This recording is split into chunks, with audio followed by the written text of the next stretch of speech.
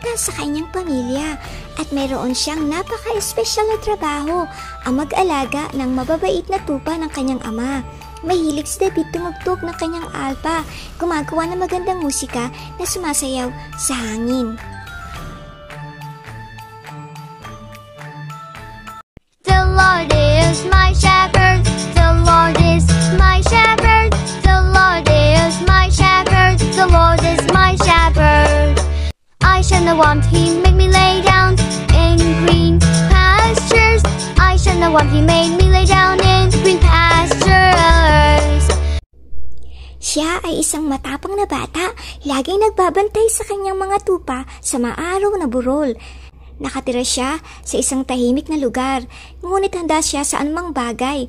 Isang maaraw na hapon, nakita ni David ang isang espesyal na tao sa malayo.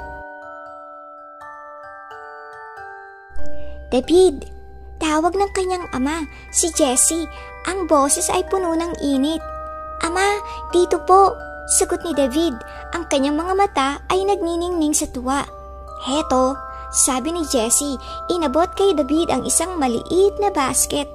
Pakidala itong pagkain sa iyong mga kapatid sa kampo ng hukbo at bigyan mo rin sila ng malaking yakap mula sa akin. Ngumiti si Jesse, kumindat ng may pagkaunawa kay David at pagkatapos ay kumaway ng paalam. Pakiramdam ni David na napakahalaga niya. Alam niya na ang kanyang mga nakatatandang kapatid ay kasama ng hukbo ng Israel, malayo, naghahanda para sa isang malaking labanan. Masaya siyang lumukso. Ang basket ay umiindayog sa kanyang tagiliran, nagagalak na makatulong. Samantala, isang malaki at madilim na ulap ng pag-aalala ang nakapaligid sa Oak Valley. Ang hukbo ng Israel na karaniwan ay napakalakas at matapang ay takot na takot. Bakit? Dahil sa isang higante, ang pangalan niya ay Gulayat at siya ay mula sa isang malayong lupain na tinatawag na Philistia. Sa loob ng 3 buong araw, nakatayo si Gulayat sa isang malaking burol. Ang boses niya ay umaalingaw-ngaw na parang kulog, tumatawa at nang iinsulto sa lahat. Maging si Haring Saul, ang pinuno ng hukbo, ay mukhang malungkot. Walang isang sundalo ang lakas loob na humarap sa higante. Nang dumating si David sa kampo, napakatahimik, maliban sa maraming pabulong na usapan. Nagulat siya nang marinig ang higanting si Gulayat, sumigaw ng kanyang hamon. Ipadala ang inyong pinakamagaling na mandirigma upang labanan ako. Kung siya ang mananalo, magiging katulong niyo kami. Ngunit kung ako ang mananalo, kayo ang magiging katulong namin. Nang marinig ni Haring Saul at ng kanyang mga sundalo ang malakas at mapagmataas na salita ni Gulayat, namutla sila sa takot. Ang kanilang mga espada ay nanatili nakasiksik sa kanilang lalagyan. Naguguluhan si David. Walang sino man ang sapat na matapang upang labanan si Gulayat. Araw-araw sa loob ng 40 araw, sumisigaw si Gulayat ng kanyang nakakatakot na hamon at araw-araw ang hukbo ay nagtatago sa takot. Sino ang mayabang na ito na nang-iinsulto si Diyos? Ang boses ni David na karaniwan ay napakabanayad ay ngayon ay matapang at malakas. Bakit walang lumalaban sa kanya? Hindi ba sila naniniwala sa ating kamanghamanghang Diyos? Nagtinginan ang kanyang mga kapatid na may pag-alala. David, umuwi ka na. Bata ka lang. Ito ay digmaan, hindi bukirin ng tupa. Tumayo ng tuwid si David, ang kanyang puso ay puno ng tapang. Lalabanan ko siya, deklara niya. Hinawakan ng isa sa kanyang mga kapatid ang kanyang braso. Umuwi ka, David. Hindi ka nabibilang dito. Masasaktan ka lang. Ngunit, hindi pinakinggan ni David ang kanilang masungit na salita. Tumingin siya ng diretso kay Haring Saul. Ang kanyang mga mata ay humihingi ng pagkakataon. Haring Saul, sabi niya, ang kanyang boses ay malinaw at matatag. Lalabanan ko si Gulayat.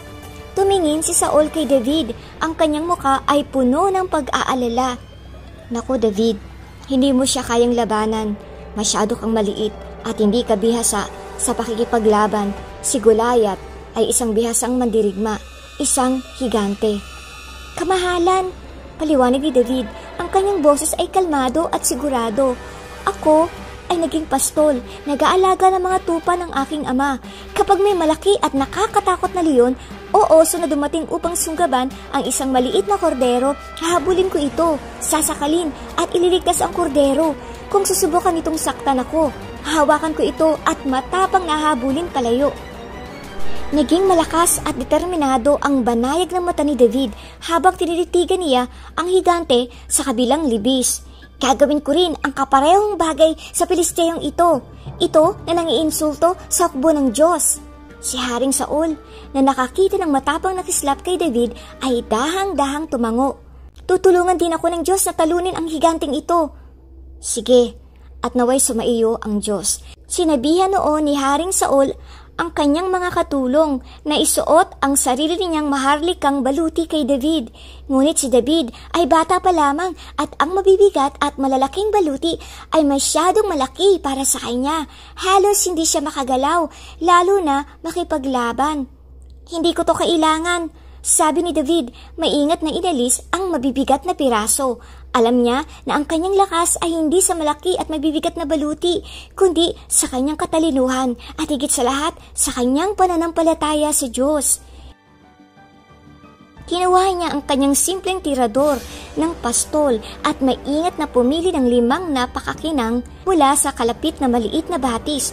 Nang makita ni Goliath ang maliit na bata na lumalakad patungo sa kanya na walang baluti, umalingaw-ngaw siya sa tawa. Napakalakas nito, napatumba ito sa lupa. Aso ba ako para lapitan mo ako ng patpat?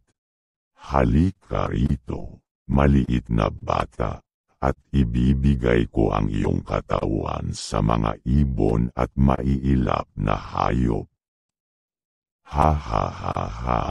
Pangungutya niya, ang kanyang boses ay puno ng masasamang salita at tinawag niya si David gamit ang pangalan ng kanyang mga ginawang Diyos. Sigurado siyang mananalo. Nagsimulang humakbang pasulong ang kanyang malaking sibat at kumikinang sa sikat ng araw. Ngumiti lamang si David, isang payapang katahimikan sa kanyang muka. Lumalapit ka sa akin na may espada at sibat at malaking matulis na sibat, sigaw niya. Ang kanyang boses ay malinaw at puno ng matibay na pananampalataya. Ang dala mo'y tabak, sibat at pantusok, ngunit lalabanan kita sa pangalan ni Yahweh, ang makapangyarihang Diyos na Israel na iyong hinahamak. Ngayon, tutulungan ako ng Diyos na manalo. Habang papalapit si Goliath upang salakayin siya, sigurado sa kanyang sariling lakas, kumilos si David na napakabilis. Agad siyang dubukot ng bato sa kanyang supot, kinuha ang isa sa kanyang makinis na bato at sa isang sanay na pag-ugoy, inahagis niya ito gamit ang kanyang tirador. Ang bato ay bumulusok sa hangin ng napakabilis at tinamaan ang higante sa gitna mismo ng kanyang noo. Bumaon ang bato at si Goliath ay natumba at bumagsak ng padapa sa lupa, talunan. Sa tulong ng Diyos, tinalo ni David, isang batang pastol, ang makapangyarihang Goliath gamit lamang ang isang tirador at isang makinis na bato. Ang hukbo ng Israel na nakaramdam ng sobrang tapang dahil sa kamanghamanghang tagumpay ni David ay bumangon at hinabol ang lahat ng mga Pilisteo, itinaboy sila ng malayo. Ang kwento ni David ay nagpapaalala sa atin na kahit na pakiramdam natin ay maliit tayo o walang sapat na kalakasan, maaari tayong humingi ng tulong at tapang sa Diyos. Gaano man kalaki o kaliit ang ating mga problema, sa tulong ng Diyos, kaya nating pagtagumpayan ang anumang bagay dahil walang mahirap sa Diyos kung tayo sa Kanya ay aasa. The end.